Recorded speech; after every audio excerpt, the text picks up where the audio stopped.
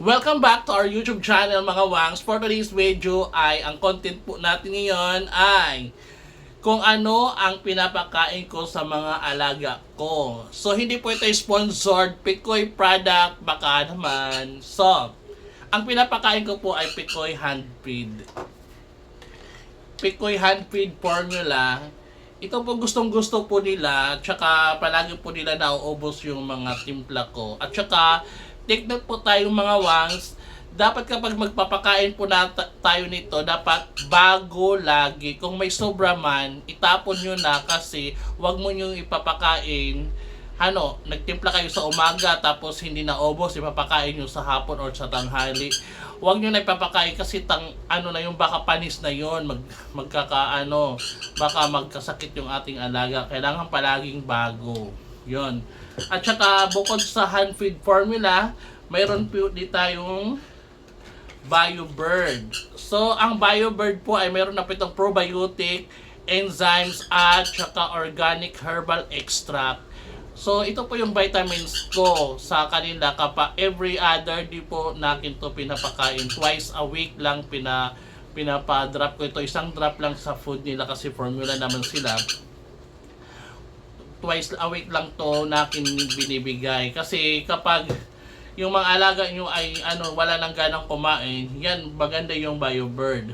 At saka bukod sa BioBird, mayroon din akong Multibird. Ito, ang Multibird vitamins. Multivitamins na siya, may minerals at saka amino acids. So maganda po itong ipainom sa kanila kung ipi-free flight nyo or ita-travel nyo po para hindi po ma-stress ang ating mga alaga.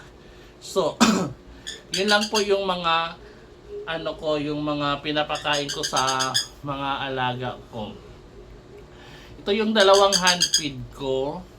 At saka ito dati itong hand feed, mayroon itong pares nandun, hindi ko tinanggal o hindi ko kinuha kasi pasaway yun, lipad ng lipad. Hindi na tampa naman siya, kaso hindi kasing tam nito, mabait ito. Ito si Colette. O ginaganon-ganon ko lang yan. Mabait yan. At saka ito, napipreplet ko sa labas to. Itong dalawang to. Oh, kain. Kain. Ay, mga busog na yan, no? Pero kumakain pa. Dito ka, Colette. Dito ka.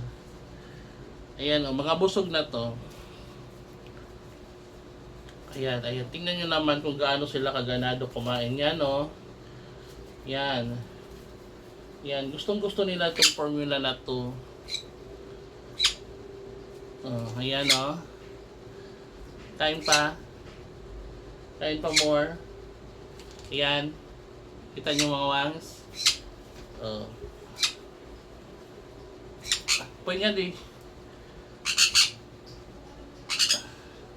Yan, mga busog na kasi kanina ko pa ito pinapakan. Where is Colette? Where is Colette? Ito kasi si Colette, binibreeding ko na to, yung pares niya na hand feed din. Lutino yon. Ito white piece pearl ba to? Hindi ko alam yung mutation niya, hindi ko sure. Comment down below kung anong mutation nito. Hen to yung isa, Lutino yon, yung dilaw, tsaka pula yung mata. Ayan. Yung mga yung mga sun conure ko, kapag pinapakain to, pag tsaka busog na busog, siya natutulog sa shoulder ko. At saka mapapansin nyo mga mas madami akong tae. Natural lang po yan. Kaya kung maarte kayo, wag niyo nung magbalak mag-ibon kasi andyan talaga, tataihan talaga kayo ng mga ibon niyo. That's all for today mga wangs. Thank you for watching.